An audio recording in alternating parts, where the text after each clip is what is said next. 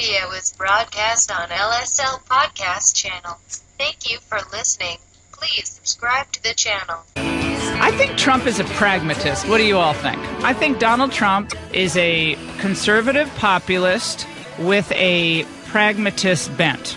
He understands that if Mitch McConnell doesn't want a piece of legislation to hit the Senate floor, it will not hit the Senate floor. He can stop any piece of legislation from being voted on. That's how powerful Mitch McConnell is. Now, they papered over their differences yesterday, and I think that's the pragmatic thing to do. Everyone knows that I'm no big fan of Mitch McConnell. He's a wily old dog, and he survives election after election. He survives primary challenges. And again, there's a reason it's called the establishment. It is established. It's hard to beat an establishment figure. But I didn't have any problem with that yesterday. I think that's the smart thing for Trump to do. You cannot win if everybody's an enemy. You can't have enemies in the establishment. You're fighting the press. You're fighting the Hollywood elites. You're fighting people in the business community. You're fighting with the sports figures. It's exhausting after a while. You do need to have some allies. Raymond Arroyo is with us. Of course, Pete Anthony from LifeZette. We have the whole crew in. We're going to talk to Byron York from the Washington Examiner. Congressman Dave Bratt has an interesting update for us, speaking of the establishment, on this 2 million illegals getting work permits over the last 10 months. And what does that say about the president's commitment to immigration enforcement and the rule of law? We'll get to the story behind that story with Dave Bratt. Also, one of Harvey Weinstein's victims will join us. It is a harrowing tale from his old days in Buffalo, New York, where he started as a concert promoter. My old friend Vincent Gallo is going to join us later this week, who's an actor, producer, writer.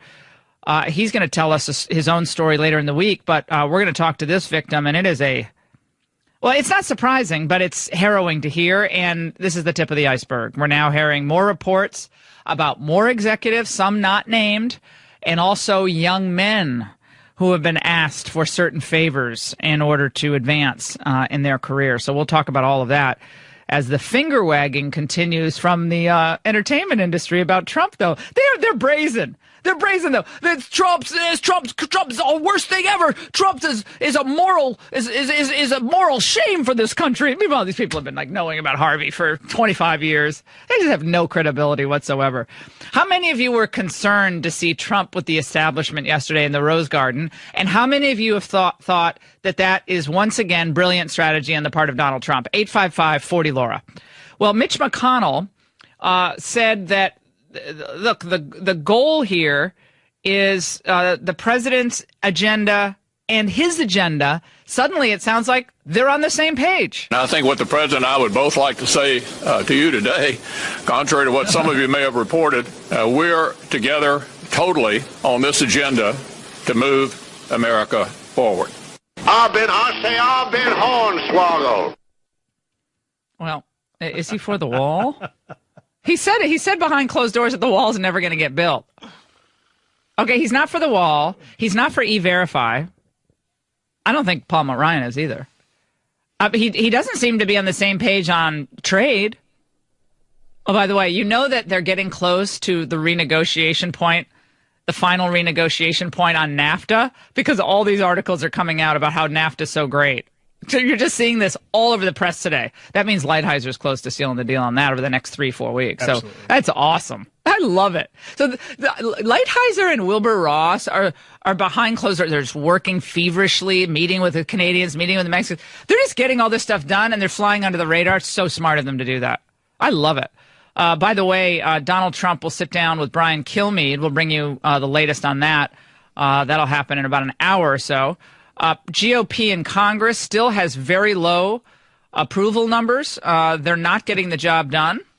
And yet Donald Trump knows he has to work with some of them.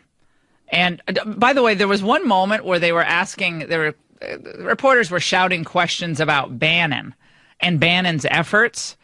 And this is where the old dog establishment, McConnell, he comes in and tries to just throw water all over what Bannon is all about. It's like these candidates are just not up to snuff that Bannon and company choose. You know, the goal here is to win elections in November.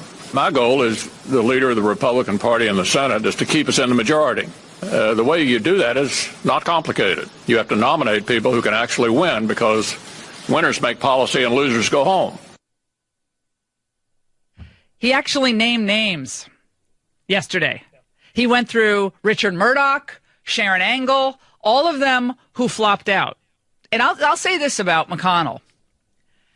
He's right about that with those candidates. They were not up to snuff. So when you challenge the establishment, he named names, though. That's McConnell showing me something. So if you're an establishment guy, you're going to fight it. So you're going to say, Richard Murdoch, the guy who talked about rape and the rape that won't hold. And remember, he got into all that mess on the rape question, and Angle was just not up to snuff. But it's smart. Raymond, don't you think it's smart for him to have named names? Well, I always know that Mitch McConnell is in a little bit of trouble when he gets that tremolo laugh in his voice. Well, now, Donald Trump, and I want you to know now. Yeah, he does that little thing. He's on the ropes. Sound. It sounded like a turkey gobble almost. But what he's smart to say, to this extent, I think this is where he is a canny old dog, is that he names the candidates who really weren't up to snuff. I mean, if you can't get through an interview without talking about legitimate rape, whatever that phrase was that Murdoch used, then you're not really someone who is going to take down an old lion in the Senate. You're just not going to, it's not going to work. You have to have good people. So for every Sharon Angle, and I'm not saying, I'm not trying to cast aspersions on them personally. They just weren't up to the fight. Someone like a Dave Bratt, who will be joining us, this is how we connect issues together on the Laura Ingraham Show. Dave Bratt will be joining us, and he was up to the fight when he took on Eric Cantor.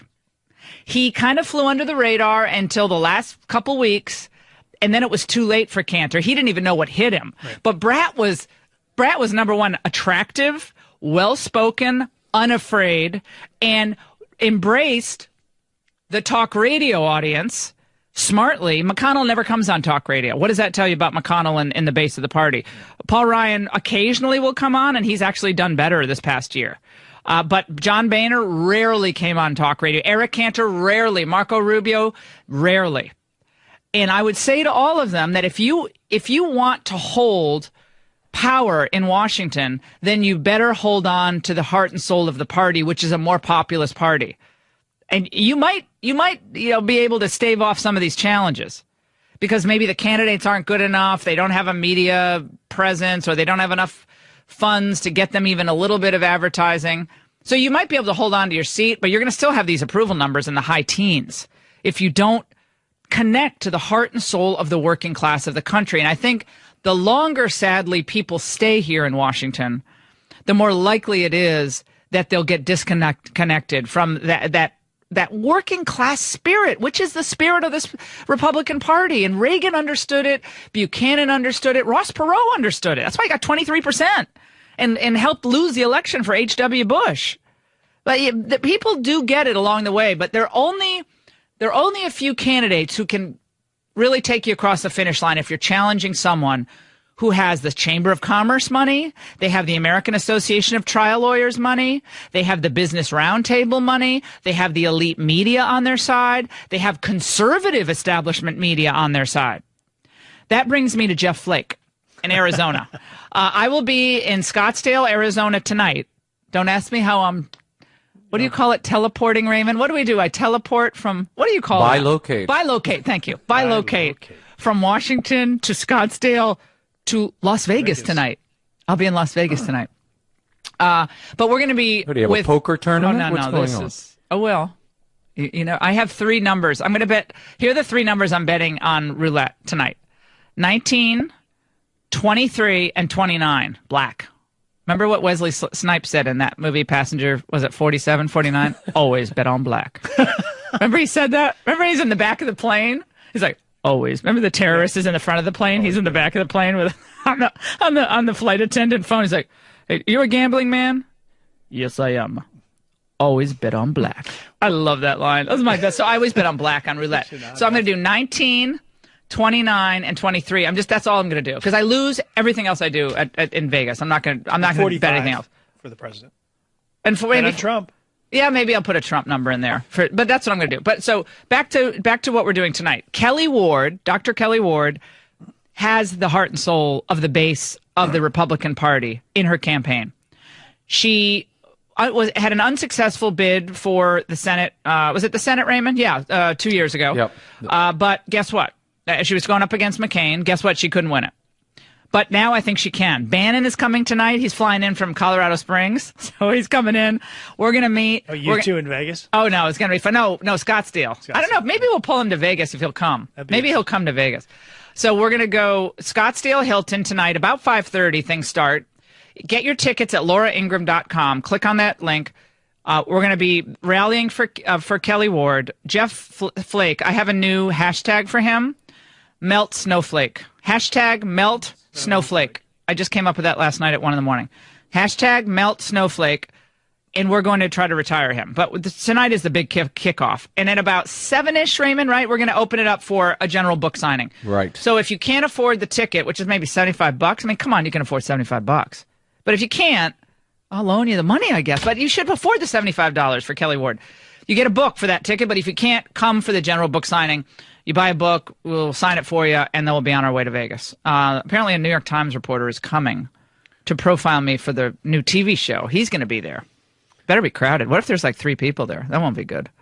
That'd be funny. Where's the crowd? No, there's a lot. We got a huge crowd. We have a huge crowd coming, and so it'll be a lot of fun. But I think Kelly Ward is an example of a candidate who actually can defeat the snowflake. Yeah, absolutely. Jeff Flake, who wrote a book stealing the title from Barry Goldwater, The Conscience of a Conservative, steals the title, writes a book that from beginning to end is a rejection of Trump on almost every point. Now, I know people will say, well, he voted to repeal Obamacare. Well, okay, so they put his head up on Mount Rushmore because he voted to repeal Obamacare. Ooh.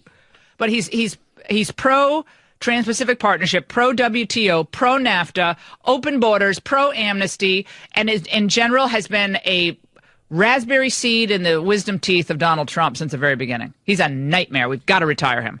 855-40-LAURA. Mitch McConnell and Donald Trump. Breaking up was hard to do, but getting back together was just so you could feel the love. It was almost like a Michael Bolton song up there yesterday. It was like a Michael Bolton song, one of those sappy, sweet, romantic songs where Mitch McConnell, he wasn't giving in totally. No, he wasn't. He was saying, look, these guys can't win. By the way, Bill Kristol was on Morning Joe. Morning Bloviator this morning, and Bill Kristol once again is wrong on an issue, doesn't see the real story, and just misses the boat. So, of course, he's a favorite Republican on MSNBC. They all seem willing to be humiliated by Donald Trump. And I think that's what that's Joe's point. Well, they want to get tax cuts. Why? You know, they wanted Gorsuch. Now they want tax cuts. Tax cuts is the huge, shiny bauble that justifies humiliating yourself. But Trump loves it. Trump likes humiliating people, but it's not healthy. And the lack of self-dignity. I mean, John McCain last night really showed you what an actual, serious, grown-up human being does when confronted with Donald Trump. Yeah, but Mitch someone who can't McConnell, win I'm afraid, national didn't. office. Yeah, someone who can't win national office. Speaking of someone who humiliated himself, Bill Kristol, how's that Lamar Alexander for president campaign going? We'll take a break. 855-40-LAURA. McConnell with Trump to push tax cuts and tax reform across the finish line. Smart idea, bad idea. Kelly Ward's going to defeat Jeff Flake. Look out. The Laura. That huge credit bureau data breach a few weeks ago may have dropped off your radar, but your information may not have dropped off the dark web. Once your personal information is out there, thieves can then use it to steal your identity, months, even years after a breach. Fortunately, there's LifeLock identity theft protection. Sign up today and they'll begin using proprietary technology to monitor your personal information for threats, including new accounts in your name, money being stolen from your 401k, or your information being sold on the dark web. And if there's a problem, their U.S.-based identity restoration specialists will work to fix it. No one can prevent all ID theft or monitor all transactions at all businesses. But LifeLock will look after your identity well after the last breach is long forgotten. Go to lifelock.com or call 1-800-LifeLock today to get 10% off when you use the promo code LAURA. That's promo code Laura, lifelock.com, or call 1-800-LIFELOCK today to get 10% off when you use the promo. Back on the Laura Ingraham Show, Joe Scarborough, who is upset that evangelicals like Donald Trump. The people he comes from, he said. They're gripped by a fever. Very condescending. Man, he took the man out of northern Florida and put him in Manhattan for a while, and he becomes one of them. Like, the people didn't leave conservatism, Joe. You left conservatism, properly understood and articulated. And I think those who live in glass houses better not throw stones about the evangelicals having a double standard on morality. I mean, everyone has their own personal story, but if I'm Joe, I'm not going there. But didn't he get very biblical?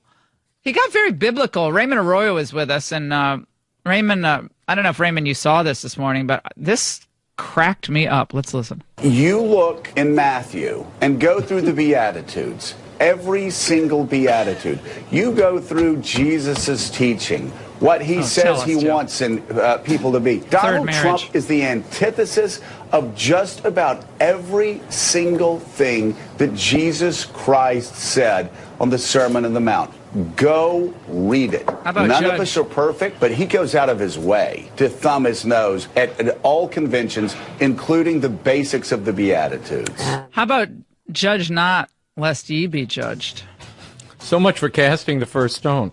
I mean, again, Trump's married a bunch of times. Joe's married a bunch of times. It's like, that's just the way it went down. Didn't Mika have a really interesting retort there? She said, that's a well-stated. Commercial break, please. That's her big input on that. I'd watch out on the Saints, quoting the Saints, if I were tricked or deceived into buying something. It's a terrible feeling. Believe me, I've been there, and I don't like it. And nothing is worse than being lied to by someone who just wants to take advantage of you, and maybe your excitement about buying a vacation home in the form of a timeshare. And I know that's exactly how a lot of you timeshare owners feel. You feel like you made a big mistake, and you feel like you can't get out of this crooked contract. And you want money to go back into your wallet. You don't want to pay these increased maintenance fees that kick in about this time of year. You just don't want to. You don't want to be burdened by it. I have good news for you. My friends at Resort Release can help. You need to go to resortrelease.com because they will permanently and legally end your timeshare contract, and this is guaranteed. That's a money-back guarantee. If you don't get out of your timeshare contract, you don't pay them a dime, period. And they get an A-plus rating from the Better Business Bureau because it's a great business, obviously, a great idea for a business, and they get the job done. Again, resortrelease.com, or call them at 855-66-LAURA. That's 855-66-LAURA. 2018's maintenance fee bills will arrive any day now, so go to resortrelease.com, and you can find out if you qualify. You are listening to the Laura Ingraham Show, 855-40-LAURA. Remember, tonight in Scottsdale, Arizona, at the Hilton, Steve Bannon and I will be leading a rally, a big event for Kelly Ward, who seeks to melt the snowflake, which is the hashtag we will attach to this campaign. Hashtag melt snowflake, as in Jeff Flake. I'll be doing a big book signing. I'm looking forward to it. Remember, if you haven't gotten your copy of Billionaire at the Barricades, The Populist Revolution, of which Mitch McConnell is unaware, apparently, from Reagan to Trump, it's in bookstores everywhere. Great gifts, great hostess gifts, great Thanksgiving and Christmas gifts. Stock up now. It's a great story, a great narrative of politics of the last basically 45 years until Donald Trump carried that populist baton to victory in November. Joining us now, actually, we're going to wait for Byron 1 minute because Tom has an interesting point before we get to Byron in Michigan, a dovetail from what Mitch McConnell just said. Tom, go ahead. Yeah, Laura, he didn't mention how his guy lost in Alabama. Oops. And another point to that is Trump, I think, made the deal with McConnell to endorse his guy, knowing that the voters down there were smart enough to see Trump had to do it to make a deal to play the game, but his people aren't going to vote for who he says because he says it. They're going to vote for the right guy. That's a great... Well, I think the point here is the movement is the movement. Trump or no Trump, the conservative populist movement is alive. It is vibrant throughout states like Pennsylvania, Wisconsin, Ohio. I think in Mitch McConnell's home state of Kentucky, if Donald Trump and Mitch McConnell faced off in a state primary right now, who doubts that Donald Trump would win Kentucky? I mean, who doubts? I mean, again, Mitch McConnell is a survivor. He survived for a long time. And he's right about the fact that if you're going to take down a member of the old GOP guard, one of the globalists who have a lot of money, and they get a lot of money from the Chamber and Business Roundtable, et cetera, the Koch brothers, then you better have someone great. And I'll tell you the difference between 2010 and today, 2 words, Donald Trump. Joining us now, Byron York from the Washington Examiner. Lots to unpack with Byron as we look forward to what's next, both on foreign policy, domestic policy, and the family feud that simmers under the surface of the Republican Party. Byron, great to talk to you. How you doing, my friend?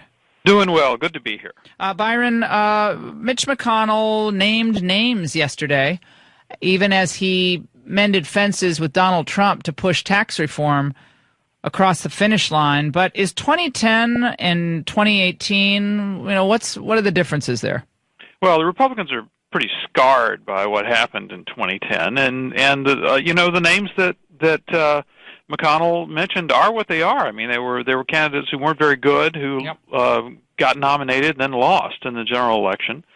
And you're right, 2018 is different. But I do think there are some questions about what Bannon is doing. First of all, in going after somebody like Jeff Flake, who was weak in the state and who has set himself up in opposition to the president of his party. I mean, that's a guarantee for a primary. I mean, It's just hard to see how it's not.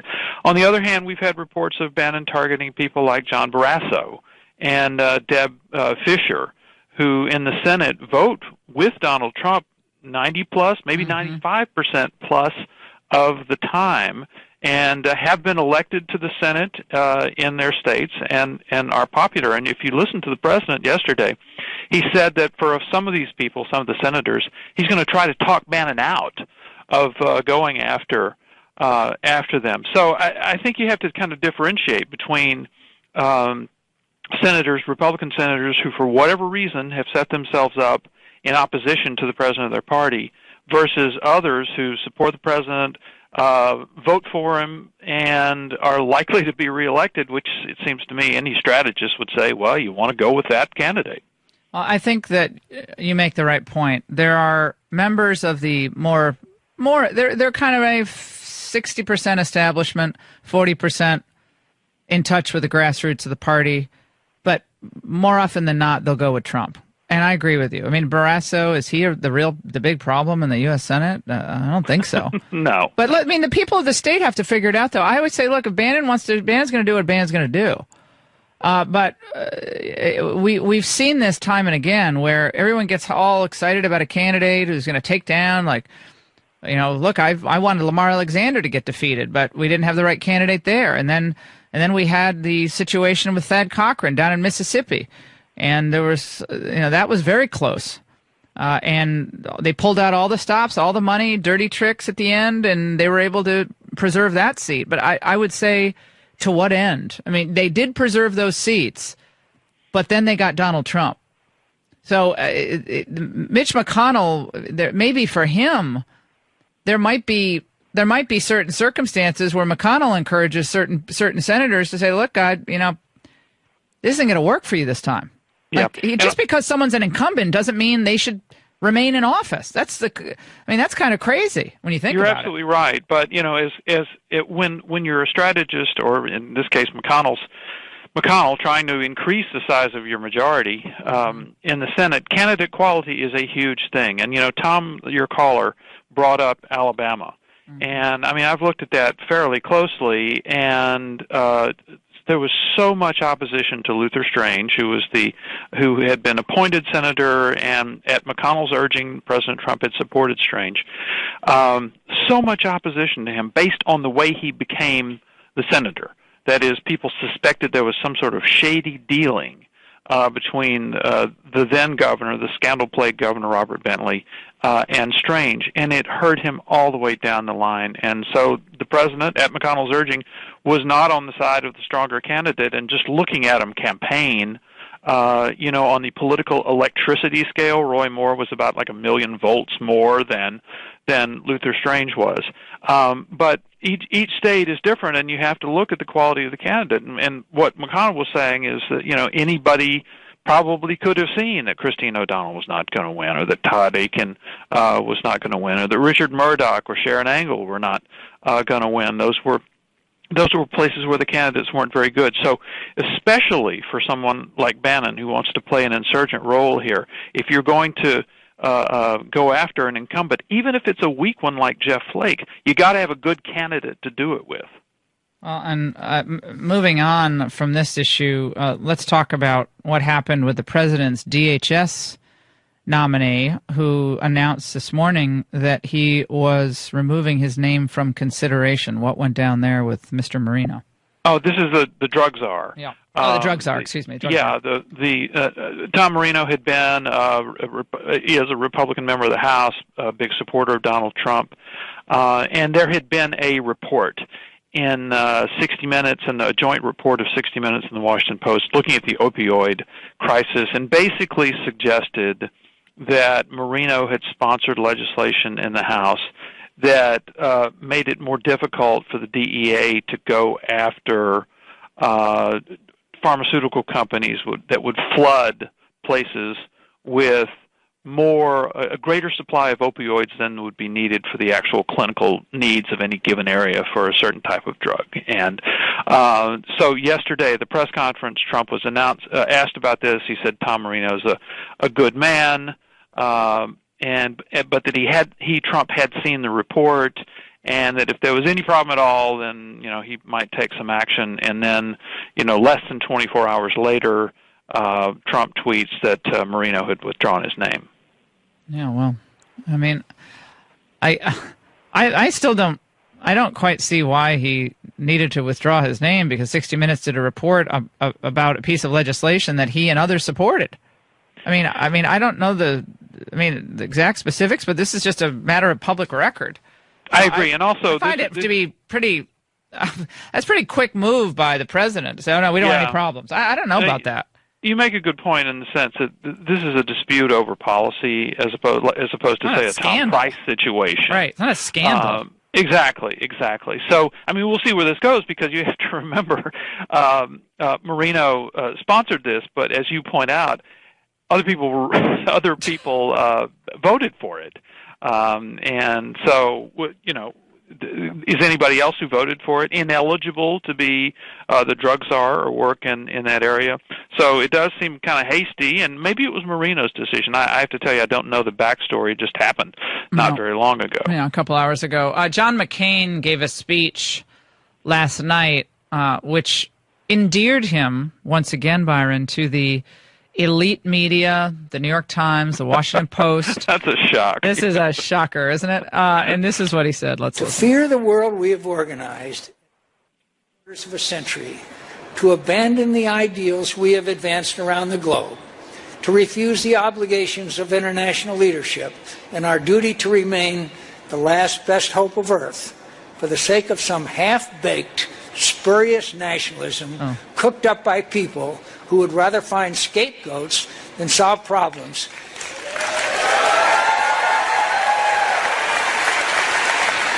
Is as unpatriotic as an attachment to any other tired dogma of the past that Americans consigned to the ash heap of history.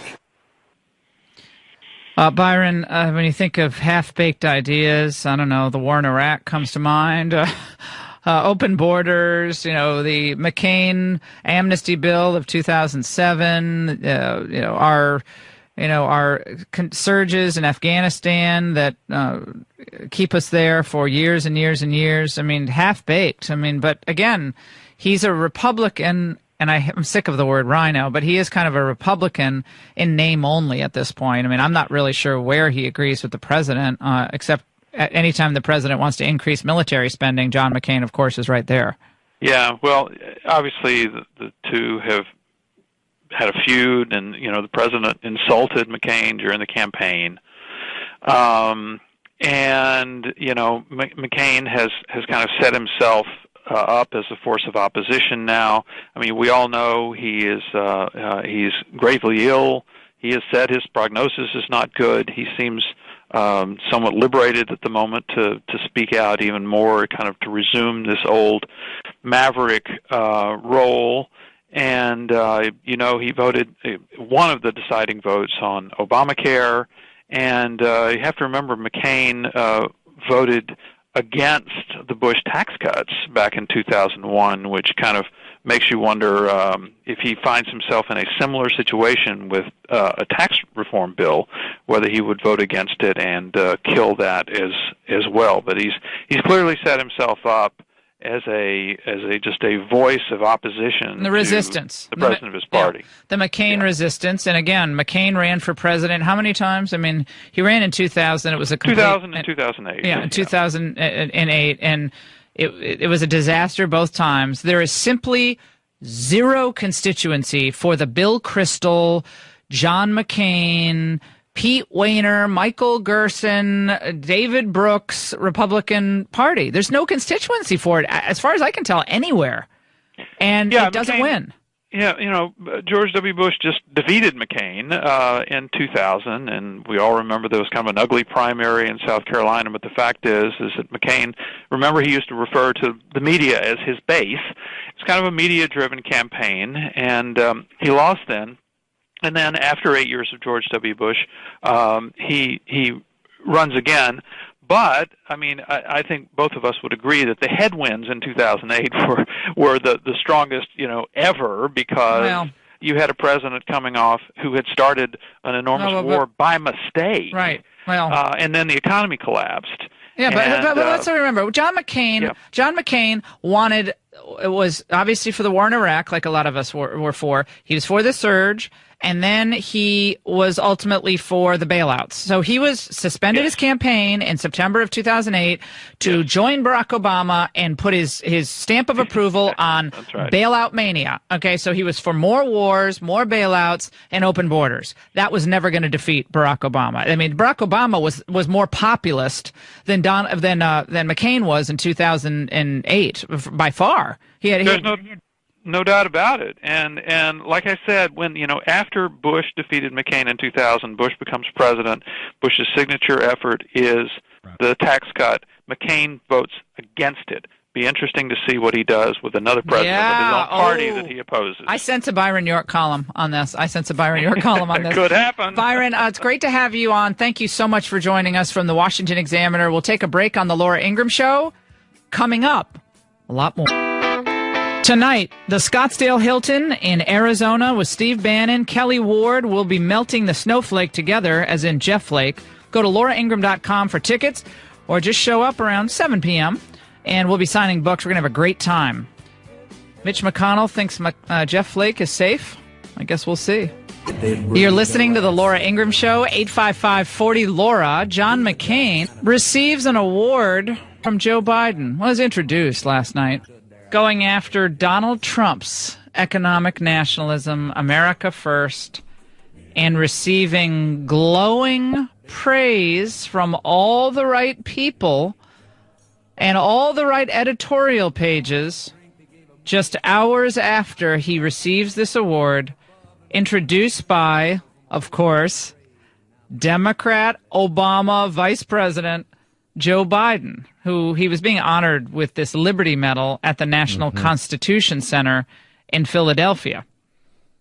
And by the way, Laura, Barack Obama tweeted out, "I'm grateful to Senator McCain for his lifetime of service to our country. Congratulations, John, on receiving this year's Liberty Medal." Bill Clinton also tweeted congratulations. So what's the point that I made in Shut Up and Sing, in Power to the People, and now in Billionaire at the Barricades, The Populist Revolution from Reagan to Trump? All three of those books tell this narrative. They set the narrative for this ongoing dispute within the Republican Party and the conservative movement that we've had. Really, it's been going on for many decades. We have a globalist wing that is much more comfortable, especially in foreign policy, but also in some major domestic policy issues, with Democrats. Included in that group is John McCain, leading the way. People like, of course, Jeff Flake, We have Lamar Alexander. We have Thad Cochran. All these people who are much more attuned to the Democrat way of thinking. And they aren't with the talk radio audience. They're not with the grassroots. They're not popular in the grassroots, but they are popular in the editorial pages of the New York Times. They are popular on MSNBC, where people like Joe Scarborough and company will lavish the most sickening praise on them, despite the fact that they run for national office and they lose every time. When McCain runs for office in 2000 and 2008, of course there's no constituency for it. In 2008, I was on the cover of Newsweek with Ann Coulter, Rush Limbaugh, and Sean Hannity. And it was basically thunder on the right, that we were telling the party in 2008, do not nominate this man. This man is not going to defeat Barack Obama. You can't defeat Obama with amnesty, open borders, more stupid trade deals, and more wars. That is going to fail every time. And sure enough, the party nominates McCain. They don't go for someone like Huckabee, who did have the heart and soul of the party in mind. And McCain goes down in flames. And we tried to tell them. They didn't do it. We tried to tell George W. Bush, do not push amnesty. You're splitting up the party with amnesty. Don't do it. It's going to hurt your legacy. It's going to hurt an opportunity to nominate someone good to replace you in 2008. He didn't listen. We told him not to nominate someone like Harriet Miers, his old crony friend from Texas. He refused to do it. And with someone like a John McCain, there was just never any talking to him. Remember, and my old producer, A.J. Rice, reminds me of all these great pieces of signature legislation from McCain-Feingold, the campaign finance disaster, which even Mitch McConnell was a vehement opponent of. McCain-Lieberman, global warming, efforts to combat global warming. John Kyle's work on open borders. McCain's amnesty push in 2007. John McCain has been on the wrong side of most important flashpoints politically over the last 25 years. He's been wrong on trade. He's been wrong on these wars. He's been wrong on immigration. He was wrong on these seminal issues. And by the way, John McCain has been an enemy of the people's medium. Stop listening to the bombastic loudmouths on the radio and television and the internet. To hell with them. What a buffoon. What a complete buffoon. But of course he gets introduced by Joe Biden. Of course. Why did I say in that CPAC speech a few years back that Jeb should run on the same ticket as Hillary? They should call it Clush 2016. What difference does it make? That should be the bumper sticker. Because back then it was before Trump. Remember, it was before Trump got into the race. So it was the February. I spoke February, Trump gets in June. But in February, that Bush train was chugging down the tracks. It looked like he had a straight track to the nomination until Donald Trump came along. But where was the big difference with Jeb on foreign policy with Hillary, Jeb on immigration policy with Hillary, Jeb on Common Core with Hillary, Jeb on trade with Hillary? There was no daylight between them on those big issues. John McCain's just another version of all of this. This is the old guard, the last gasp from the old guard.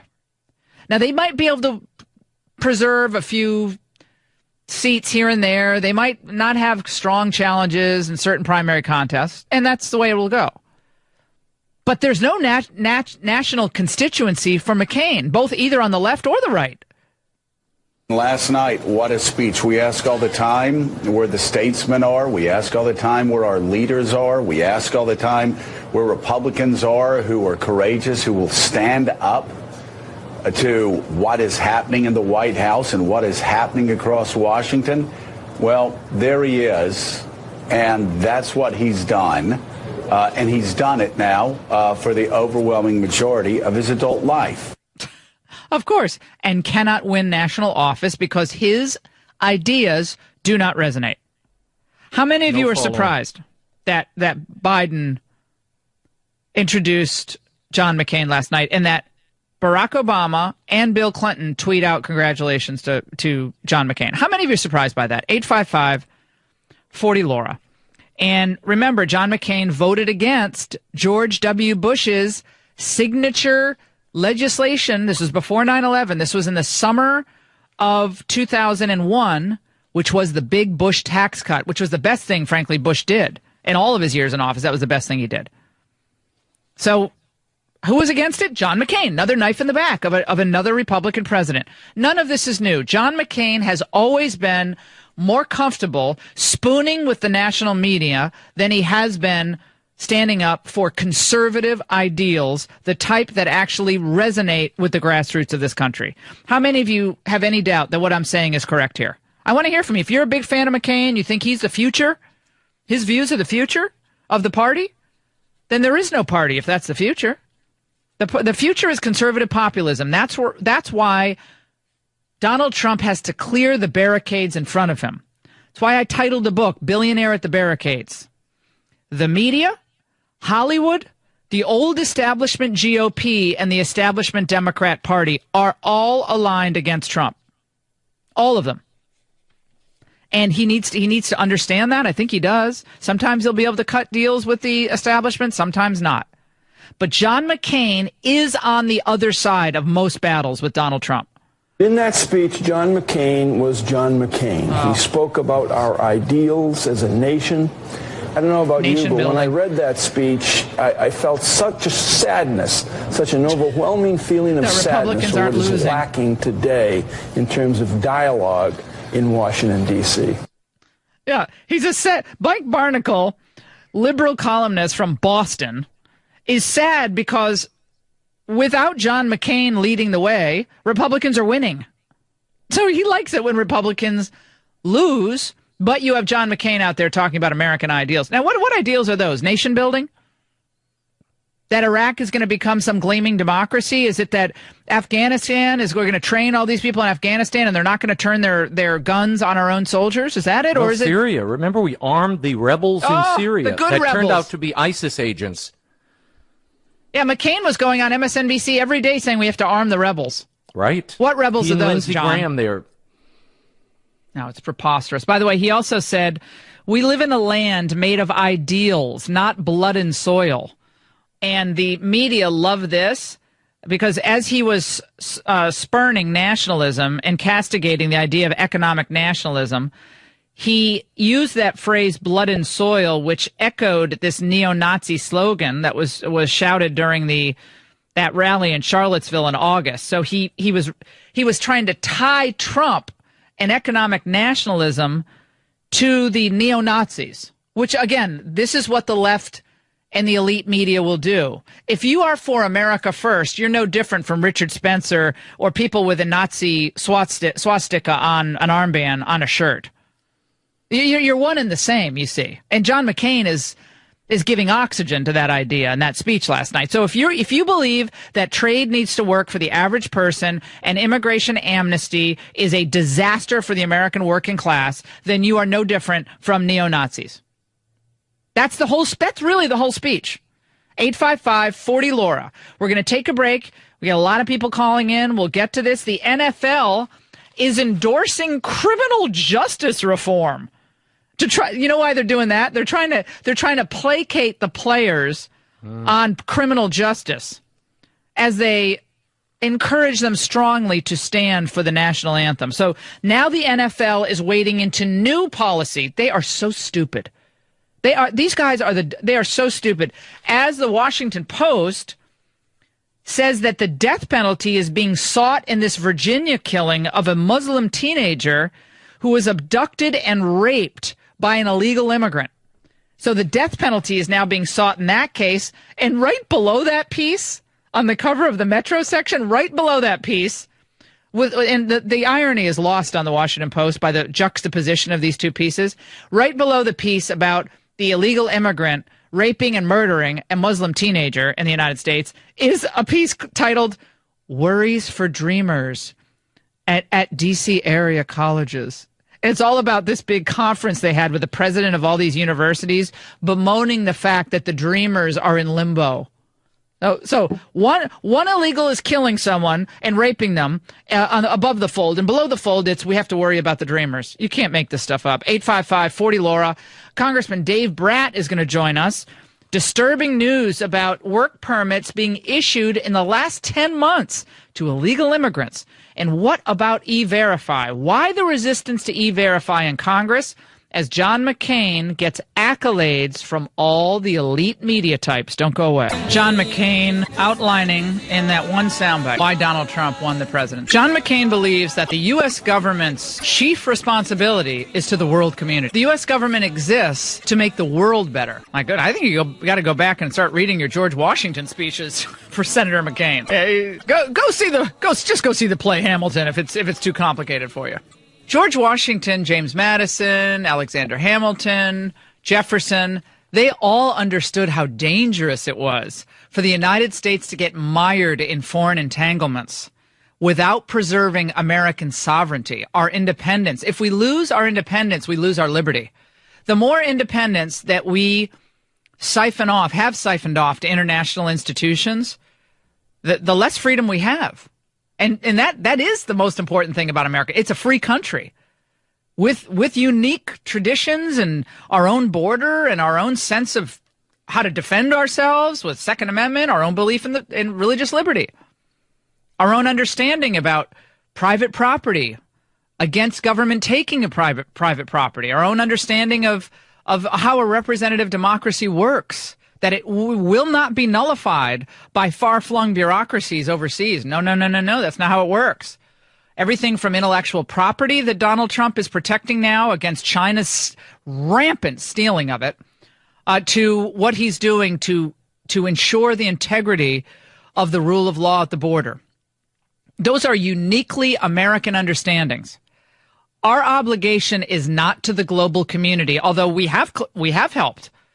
Our obligation is to the American citizenry. And we can see exactly what's happened over the last 25 years. Over the last 25 years, America has seen her wealth sapped. America has seen her jobs exported overseas. As China has grown more powerful and stronger, more ambitious, with a larger standing military than the U.S. military. They have a lot of extra cash over there in China to spend, and they're spending it. We don't have a lot of extra cash. We're $20 trillion in debt. I guess, is that part of the American ideal that John McCain is all for? In making putting ourselves in such deep debt, a debt hole, that future generations basically just going to have to do whatever China wants us to do. That's crazy. That's not the American ideal. Thriftiness, living within our means. Oh, yeah, the original settlers to this wild land of America, they understood that. You didn't live beyond your means. They didn't have credit. It's insanity to think that the current state of the American economy. Well, but at least we're helping the world. Yeah, as we lose America, we're helping the world. 855-40-LAURA. Lori in Georgia, very quickly. Lori.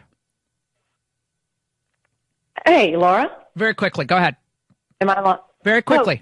Oh, yeah. My thought was John Biden giving him John McCain all these awards. John McCain is just being played for the fool, as in a lot of Republicans that are like John McCain. The Democrats are just using them and making fun of them, it feels like, in the background by giving them awards and, putting them on these platforms. And it's just embarrassing as a Republican or as conservative. Well, the Bushes and Clintons are always giving each other awards. Remember Hillary was on stage with Jeb in Florida, the Education Summit. I mean, they're all giving each other awards. It's like Hollywood. Have you ever thought of Hillsdale College in terms of impacting K-12 education? Well, they are, and they're improving young lives in the process. Hillsdale has founded more than a dozen charter schools nationwide, with more opening every year, by the way. And they provide curricula, train their faculty, and offer support and advice. Get this, Hillsdale doesn't take a penny for these services. They do it for free. It's called the Barney Charter School Initiative, and it's funded entirely by donors. And you know that a Hillsdale College education provides graduates graduates with the knowledge, the information, the historical understanding that they need to be great citizens. And now K through 12 gets the help too. It's awesome. Go to lauraforhillsdale.com. There's a video there, and it shows you how Hillsdale is building character in children all across the country, teaching those young people how to live full and flourishing human lives in freedom. Learn more at lauraforhillsdale.com. You're listening to the Laura Ingraham Show, 855-40-LAURA. That was Donald Trump yesterday at the press conference that went on for about 30 minutes and reasserting his belief that the wall will work and we need the wall. Of course, like clockwork, the Washington Post, I believe it's the Post today, has a big piece about how the wall won't work. Okay? So there's a piece titled How the Immigrants Look at the Wall and They're Basically Laughing. The prototype of the wall. So it's above the fold, Washington Post front page. The title is Impenetrable? Mexicans doubt it. As prototypes of Trump's wall go up, Tijuana residents are skeptical migrants will be deterred. And it has a little graphic of the current structure, which is not all that tall. And then the prototype, which is 30 feet tall. Are these people all Carl Lewis who can just jump and leap 30 feet? I mean, how are they going to get over the wall? Parts of the current border fence are only 10 to 18 feet. So, of course, they can get over that. My son Dimitri can get over that with a pogo stick. But now this prototype will be 30 feet tall. But they're quoting various landowners in Tijuana saying they'll figure out a way around this. They'll go under. They'll go over. Well, I guess we'll just have to see how they can leap a 30-foot wall. But again, I mean, Trump wants a wall built. Most Americans want this immigration shut down at the border, and yet the elite media is always going to focus on the negative. Will every person be deterred? Probably not. There will always be people who cross the border and be able to get across. Will fewer people cross the border with a 30-foot structure in front of them? Yes, fewer people will be able to cross the border with a 30-foot wall in front of them.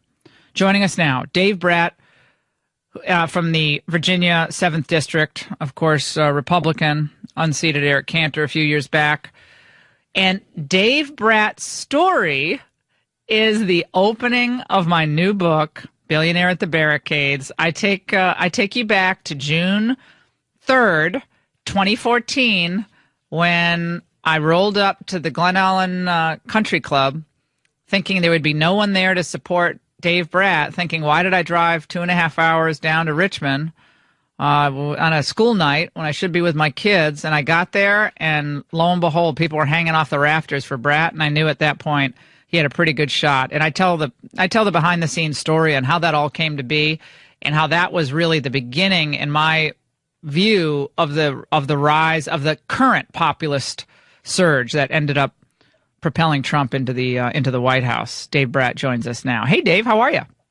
Hey, Laura, great to be on. Yeah, there was like 800 people hanging out there. We never had anything like it, and you helped motivate that energy of the populist movement way ahead of time. The best part in the book, I read it, and the best part was reading all of the lines from all the mainstream media who just got it wrong then. They had it wrong on Trump. They've been wrong the whole time, and you've had it right. And so I hope everybody goes out and buys that book.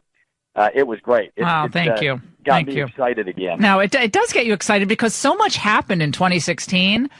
So much happened on a daily basis that we forget what happened. I mean, we forget these big inflection points where it looked like Donald Trump was going to go down in flames. Everyone predicted his political obituary. And then, lo and behold, the people said, we don't want the old way. We don't want the old globalist Republican Party. We know his flaws. He's not perfect, but we're going to go with him because he's our fighter. And time and again, the people proved the elites wrong during 2016, which leads me to why I wanted to talk to you today, Congressman. The concern that I have in this tax push, which, look, I'm for tax cutting, I'm for tax reform.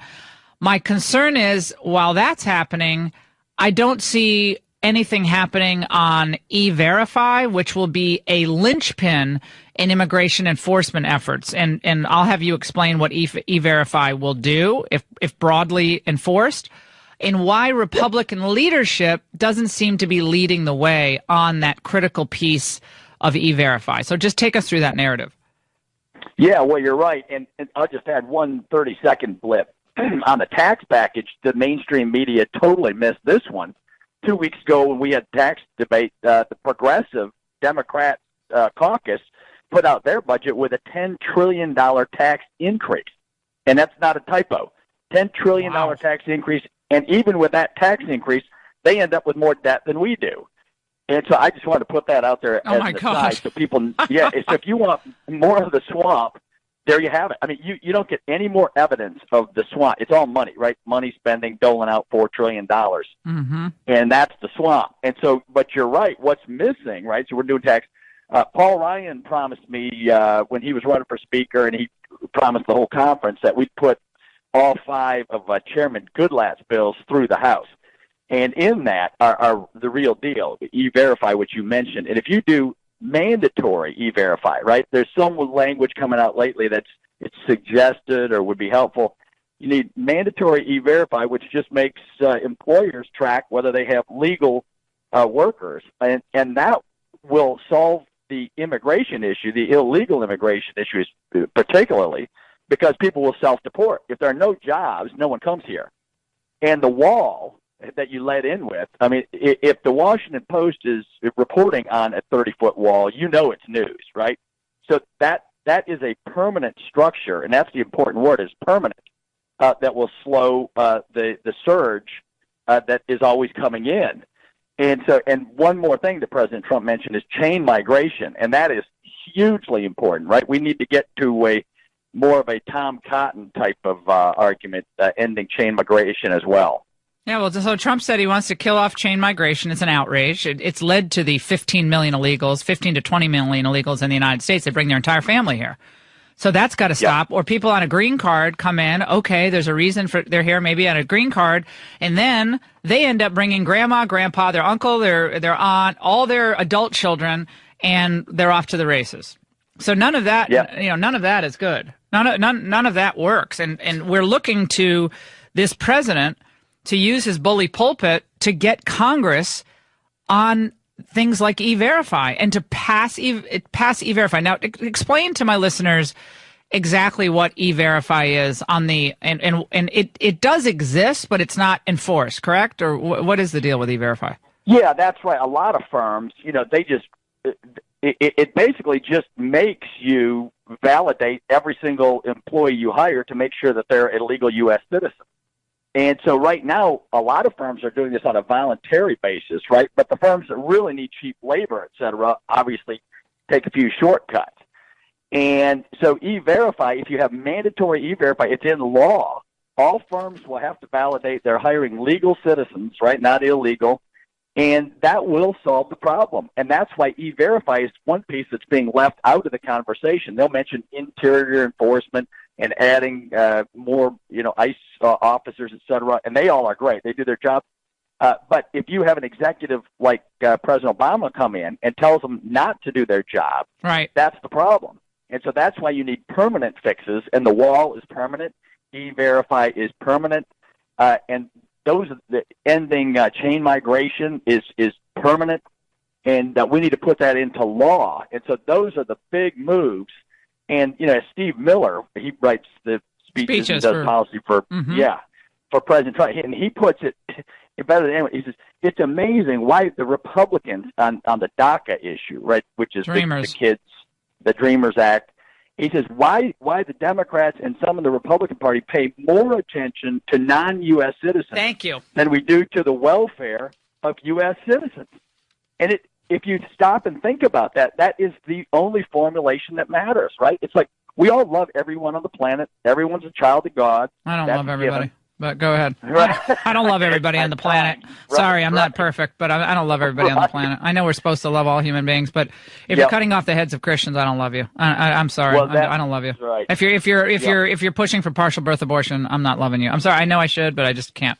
I'm just God will have to sort me out after this is all over. But I'm working to defeat you at every line. By the way, the Washington Post today, the cover of the Metro section, front page, worries for dreamers at D.C. area colleges. Right. Again, the worry isn't for the American citizen, the kid who can't go to college or can't get a decent job with wages that occasionally go up. The worry is for people who are brought here illegally by parents who are violating our laws. That's the concern. So Dave, but let's recenter this conversation. We're talking to Congressman Dave Brat here on the Laura Ingraham Show, who unseated Eric Cantor. First time in history, a sitting House Majority Leader lost in a primary. Today, in your Commonwealth of Virginia, Ed Gillespie is campaigning with George W. Bush. Now, George W. Bush campaigned with Jeb in South Carolina. They brought him out one time during the Republican primary fight when Jeb was still in the race, and obviously that didn't work out so well for Jeb. Will Gillespie bringing in Bush be positive for him in Virginia? Well, that's the tough calculation. There's the two Virginias, right? I mean, you got Northern Virginia tied to business professional services, government jobs, a lot of cronies, et cetera.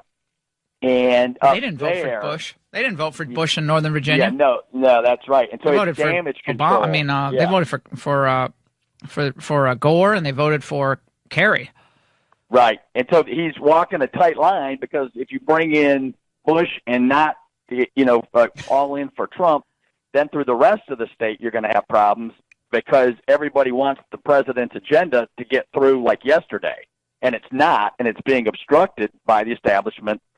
And so he's walking a tightrope trying to get it right with Northern Virginia so he can win and then carry the rest of the state. And I think it's a tough one. I mean, you're being very diplomatic, Dave Brat. I say it's a huge mistake. Ed Gillespie is seen as a strong member of the establishment GOP. The establishment GOP has approval ratings up in about high teens. Trump is at about, 38%, something like that. But the establishment's way worse off than Trump. So why do you... People already know that you're not really with Trump on a lot of these core issues. But if I'm Gillespie, I'm doing talk radio. I'm trying to get Donald Trump to campaign with me. I'm on the trail with Trump saying, look, I hear you. We in the Republican Party have to get our priorities straight. We disagree on some things, but I love the president's enthusiasm. I'm like, you just have to kind of fake it with Donald Trump on the trail to win this. And I will say this, Dave, and I'm not revealing anything I shouldn't reveal. I ran into Gillespie outside of Fox News about 3 or 4 weeks ago. And there's been no love lost between the two of us.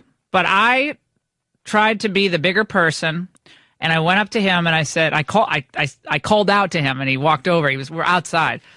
And I said, Ed, I know you and I have disagreed on a lot of stuff, and you're not wild about me, and I'm not wild about you, but I'll help you. If you need me, call on me and I'll help you in Virginia, which I think I actually could have helped him. Never contacted. Absolutely. He never picked up the phone and contacted me. He does not. We've invited him on the show, this radio show. He refuses to come on the radio show despite his popularity throughout the Commonwealth. And that tells you everything you need to know. You know who else didn't come on my show? Eric Cantor. John Boehner, George W. Bush in the second term, running away, Mitch McConnell. None of them will come on the show. Jeff Flake, John McCain, add to the list. Now, I'll be fair to you. You come on, and I will be fair to you. And Gillespie, I actually offered to help him. But he thinks George W. Bush is going to, I don't know. God bless him. I hope it all works out. But I think he needs to carefully walk both sides all together to win in Virginia. He needs to get Bush on his team, but he needs to get President Trump and you, and he's got to do a little bit more than the sanctuary city piece. That's important. But there's other stuff. He's doing the tax cut piece, 10%. That's good. Mm-hmm. But you're right. He's got to motivate everyone in the Commonwealth, and if he's got to energize the base. And so hopefully in the last few weeks he'll pump it up and take advantage of your show. Well, all I can say is the track record for the people who haven't come on our show is not very good. Right, Boehner's gone, Cantor's gone, McConnell's now forced to compromise with Trump. I mean, none of it's not working out for any of these people. And Gillespie didn't come on the last time he ran. Never came on one time, and he lost. So I agree with you. He should work with all sides. He should work with the establishment people, me, the radio. I mean, he's got to do everything to win in Virginia. Got to have a broad approach. Dave, we got to let you go, but we really hope that Paul Ryan hears this interview. I think he's done some good things this year, but he must push this E-Verify through. He must get on the right side of the immigration issue. And I know he has the Wisconsin cheese farmers There's a way to work with guest workers that will not change the immigration dynamic in our country, and that's been done before. That can be done again. Dave Bratt, you're an American patriot. We love having you on, and best of luck to you. Keep in touch. Yeah, well, I wouldn't be here without you, Laura, so God bless, and have everybody follow me at davebratt.com and go buy Laura's book. Thank you, sweetie. We'll take a break on the Laura Ingraham Show, 855-40-LAURA. Don't go away. The Laura. The Billionaire at the Barricades tour continues today in Scottsdale, Arizona, and if you can't make one of our great tour stops, you can make it to Amazon.com or your local bookstore. I need your support. This agenda, this movement, needs your enthusiastic involvement. And this is a conservative populist movement for the ages. You're going to love the book. Make sure to go to lauraingraham.com to keep tabs on us. The new show on Fox, The Ingraham Angle, launches October 30th. And boy, are we looking forward to